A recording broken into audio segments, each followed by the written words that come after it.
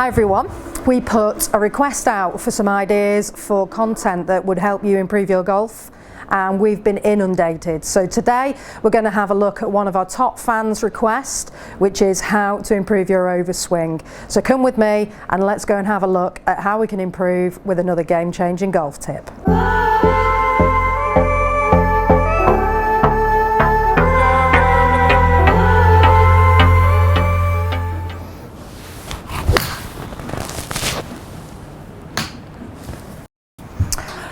Hi everyone, and thanks once again for tuning in to Smash Factor TV. My name is Natalie Adams. So today we're going to have a look to help out some of our top fans of the channel. We asked for what you'd like help with to improving your golf game, and we've got a really good response from that. And one of the things that kept cropping up was how to stop overswinging in your golf swing. So overswinging is really a symptom of you not coiling your body quite correctly, and you're using your arms more dominantly in your backswing than you do in your body. And a lot of people will probably say to you, just swing shorter. That isn't the answer to help you with that overswing. So let's have a look at what's causing that overswing.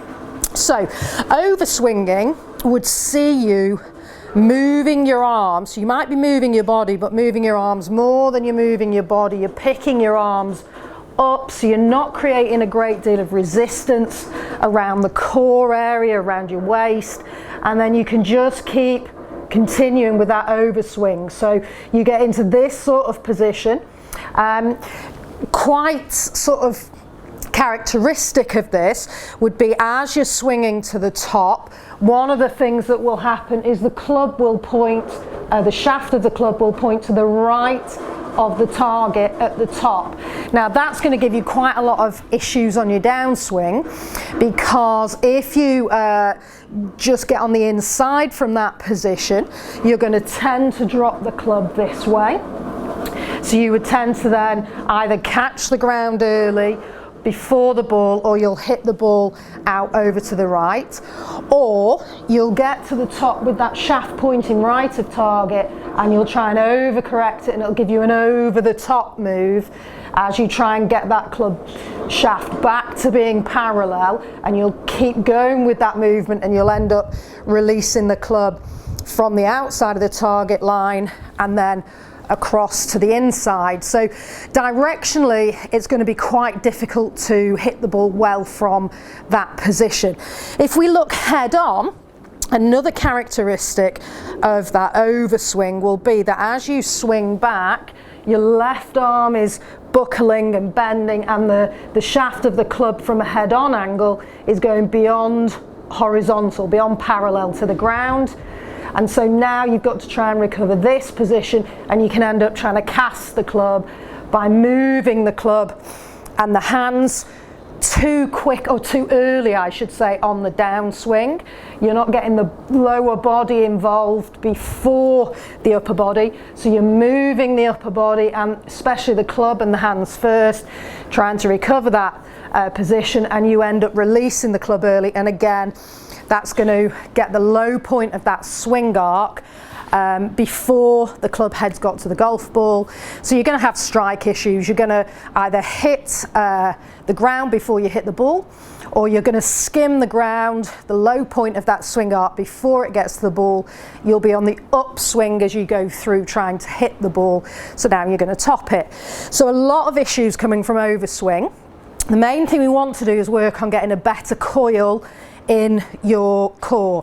So what I would suggest you do is, if you set up to the golf ball, and then from this position here, if you just place the shaft of your club up across your shoulders and just crisscross the hands there, go back into posture, and now what we want to do is we want to work on turning your core, so the left side of this golf club points just down or just beyond the golf ball and the target line. So you're learning how to turn that body to start that swing rather than lift the arms up. Now what we want to do here is work on having that feeling of turning the body so that you're creating a coil in your core and a coil with the upper body against the lower body. So if I now start the club back, I want to work on having that feeling of pushing the left side around like I just did there. The arms staying quite connected to the body, so the arms not moving away from the body, creating a big gap here under the armpits. So turning the body and keeping the pressure on the inside of my trail foot, my right foot. So I'm now keeping my lower body in position. I'm not letting this right knee move out at all. Keeping that position, I'm keeping the balance in my right foot, and I'm turning the left side of my body against that to start that club back.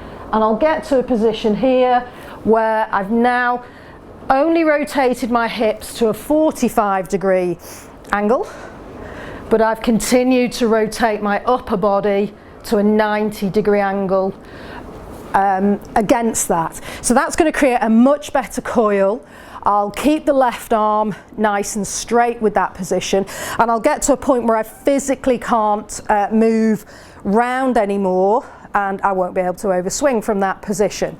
A really good tip I would give you here when you've just started working on this movement would be, if you can get somebody just to hold on to the end of that left side of that club as you try to move it round, so they don't have to fight against you, but just to give you a little bit more resistance as you move around, you'll really feel the difference in your body as to which muscles are being used and how to turn your core and turn your body to move that, on that backswing, rather than just getting too armsy and the arms doing too much work and you ending up with that overswing. I'll also put a link in the video here to help you with another drill. So if you could also put a towel across your chest and under both of your arms, and then as you swing back, just work on holding onto that towel as you turn round. That will give you a much better body turn.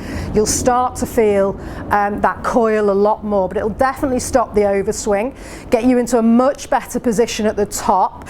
So what we should see at the top, if we're coiling better and not getting that overswing, is the shaft of that club does not reach parallel or horizontal, parallel to the ground. It may well do with the driver, because might get a little bit more with that longer shaft out of the driver, so you'll get to that sort of horizontal position, but you won't go beyond it. And also, if we look down the line, we should see that as you're moving around and you're turning that body better, that we don't get the shaft of the club pointing over to the right. It'll tend to point to the left of target or at the target, just depending on wrist conditions and forearm rotational conditions there. But definitely not pointing out to the right with that shaft. Have a go at doing that to get that better coil in the backswing. It'll stop that overswing. You'll start striking the ball a lot sweeter, and you'll hit a lot further with much more directional control. It's a game-changing golf tip.